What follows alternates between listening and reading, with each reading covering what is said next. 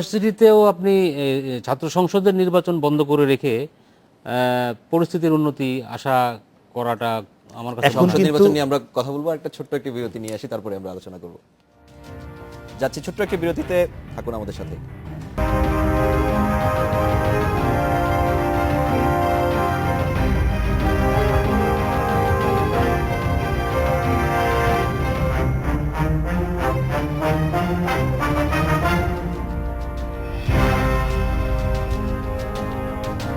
বিরতির পর ফিরলাম, দেখছেন বাংলাদেশ এখন।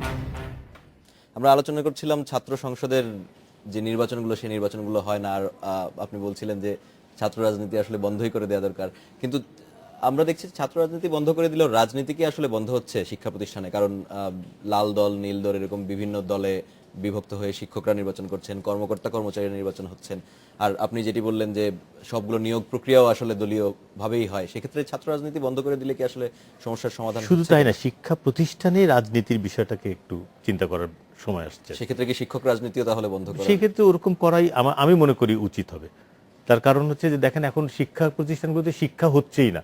এই যে শাহজালাল বিশ্ববিদ্যালয় কিন্তু বুয়েটের পরে খুবই একটা ভালো ইউনিভার্সিটি ছিল, এখান থেকে খুব ভালো ভালো ছাত্র বেরিয়ে আসছিল, কিন্তু দেখেন এই যে এই ঘটনাগুলোর পরের থেকে কি হবে। আর প্রত্যেকটা শিক্ষা প্রতিষ্ঠানে এখন এমন একটা স্থবির অবস্থা চলে আসছে, দেখেন সারাক্ষণ খালি এইসব নিয়েই শুনতে হচ্ছে। আর বাবা মা যে বাচ্চাদেরকে ইউনিভার্সিটিতে পাঠায় কি আরামে থাকে? কত রকম অ্যাক্সিডেন্টের চিন্তা সারাক্ষণ মাথার মধ্যে। কিন্তু সেই দোষ কি রাজনীতির আসলে? আর অন্য কি হচ্ছে? সেই দোষ কি রাজনীতির, নাকি রাজনীতিকে যেভাবে ব্যবহার করা হচ্ছে? কারণ ছাত্ররাই কিন্তু বাংলাদেশের প্রতিষ্ঠা, বাংলাদেশের স্বাধীনতা 52 সালে যখন 21শে ফেব্রুয়ারি আমাদের রাষ্ট্রভাষার জন্য আন্দোলন হলো, সেই আন্দোলনে ছাত্ররাই কিন্তু মূল ভূমিকাগুলো পালন করেছিল।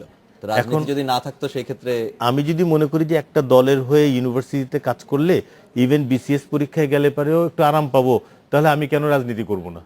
সেক্ষেত্রে কি রাজনীতির কথা আসছে, নাকি দলীয় যে লেজুর বৃত্তির রাজনীতি সেটির কথা আসছে?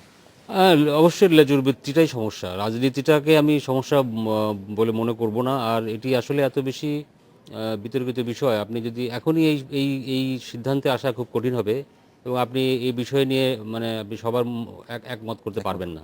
আমার মনে হয় যে লেজুর বৃত্তি যে শব্দটা ব্যবহার করলেন, এটি সমস্যা।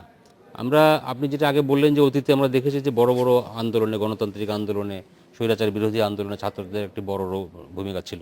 ছাত্রদেরও কিন্তু এখনও একটা বড় ভূমিকা তারা পালন করে। সেটা হচ্ছে আওয়ামী লীগ ক্ষমতায় থাকলে বিএনপির যে আন্দোলন, তাতে ছাত্রদল একটা বড় ভূমিকা পালন করে। আবার যদি বিএনপি ক্ষমতায় থাকে, তখন আওয়ামী লীগের যে আন্দোলন সরকার বিরোধী, সেখানে ছাত্রলীগ একটা বড় ভূমিকা লাঠিয়াল বাহিনীর ভূমিকা পালন করে। অলমোস্ট তাই, লাঠিয়াল বাহিনী। আপনি দেখেছেন আজকে ছবিতে শাহজালাল বিশ্ববিদ্যালয়ে যাদেরকে গ্রেপ্তার করা হয়েছে, তাদের কাছ থেকে যে সমস্ত দেশীয় অস্ত্র ব্যবহার করা হয়েছে, এটা লাঠির যুগ তো শেষ হয়ে গেছে। এখন এখন এই সমস্ত অস্ত্র ব্যবহার করা হচ্ছে। এবং এরা কারা এটা করতে পারে? এই লাঠিয়াল বাহিনী করতে পারে। এবং ছাত্রলীগকে, ছাত্র সংগঠনগুলোকে আমার মনে হয় যে আমাদের রাজনৈতিক দলগুলো লাঠিয়াল হিসেবেই ব্যবহার করতে তারা আগ্রহী। না হলে দিনের পর দিন আপনি ছাত্রলীগ নিয়ে আলোচনা কিন্তু আমরা বহুদিন ধরে শুনছি। ছাত্রলীগ এত জাহাঙ্গীরনগর বিশ্ববিদ্যালয়ে ছাত্রলীগের অপকর্মের খতিয়ান দিতে গেলে অনেক বড় একটা তালিকা হবে। তো তারপরে কি এমন কি ব্যবস্থা নেওয়া হয়েছে যে পরিস্থিতির কোনো পরিবর্তন হবে? সেরকম তো নেওয়া হয়নি। এই যে ছাত্রলীগ যে আজকে সংবাদ সম্মেলন করে তাদের সকল দায় দায়িত্ব অস্বীকার করলো, এটা নিশ্চয়ই হাইকমান্ডের সঙ্গে যোগাযোগ করে কাজটা হয়েছে বলে আমার ধারণা। না হলে, এবং আমরা কি কোনো আওয়ামী লীগের কোনো নেতার মুখ থেকে কি শুনেছি কিছু যে ছাত্রলীগ যে এই কাজটা করেছে সেজন্য আমরা বিব্রত, বা আমরা এটা চাই না, বা আমরা ওদের শাসন করব? কোনো রকম কোনো রিয়াকশন নাই। ছাত্রলীগকে কোনো ধমক দেওয়া নাই। উল্টো ছাত্রলীগ যেটা করলো, এবং তাতে হবে কি যে সিলেটে যারা এই ঘটনার সঙ্গে জড়িত, তারা আরও এই ধরনের ঘটনা ঘটাতে আরও উৎসাহিত হবে। আমরা অবশ্য সুরঞ্জিত সেনগুপ্তের কাছ থেকে কিছু সমালোচনা পেয়েছি। সুরঞ্জিত বাবুর কেসটা তো আমরা জানি, উনি যদি মন্ত্রী থাকতেন তাহলে হয়তো মানে আমরা শুনতাম না। তো ওনার বক্তব্যটা আসলে ওইভাবেই দেখাই ভালো। ক্ষমতার বাইরে থাকলে বা সরকারে না থাকলে কিন্তু আমরা অনেক কথা বলি, সরকারে থাকলে অনেক সময় বলি না। এটি তো আমরা দেখে আসছি অনেকদিন থেকেই।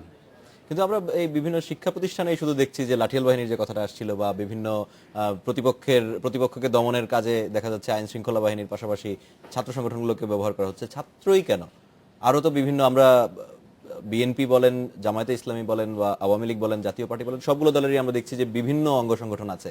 ছাত্রদেরকেই কেন? ছাত্ররা ওই যে রেগুলার ফোর্সের মতন কাজ করছে তো এখন। একটা ইউনিভার্সিটিতে গেলে একটা একটা মানে একটা মানে দল হিসাবে খুব নিয়ম শৃঙ্খলার মধ্যে পাওয়া যাচ্ছে, মারামারি করতে গেলেও একসঙ্গে 50 জন পাওয়া যাচ্ছে। একটা জায়গায় কি বলবো আমি, যে অস্ত্র নিয়ে দৌড়াদৌড়ি করার সময় আবার এটা তো একটা নাইস ব্লেন্ডিং, তো কিছু এডুকেশনাল ব্লেন্ডিংও তোর মধ্যে আছে। এটার কারণ কি এটাই যে আসলে ভবিষ্যতে যেই জায়গাগুলোতে কর্মক্ষেত্রে যেসব জায়গা, সেই জায়গাগুলোতে আসলে এই ছাত্ররাই হয়তো বড় বড় যে পদগুলো আছে সেগুলোতে যাবে, এই কারণে তাদেরকে আগে থেকে টার্গেট করা হয়। কিন্তু আলটিমেটলি দেখা যাবে যে খুব একটা শিক্ষিত লোক তো ওইসব পজিশনে যাবে না। এই মারদাঙ্গা মার্কা ছেলেপেলেগুলো গেলে ভবিষ্যতে একবার চিন্তা করেন না। সবকিছু মিলিয়ে কিন্তু আমাদের এডুকেশনের অবস্থা কিন্তু খুবই খারাপ। আপনি যত কথাই বলেন, ওই পরিমাণ শিক্ষিত মানুষ কিন্তু আমরা দিন শেষে পাবো না। আমাদের সাথে যোগ দেওয়ার জন্য আপনাদের অনেক ধন্যবাদ। আমাদের সময় একেবারেই শেষের দিকে। শেষ করছি বাংলাদেশ এখন। দেখা হবে আগামীকাল একই সময়ে। শুভরাত্রি।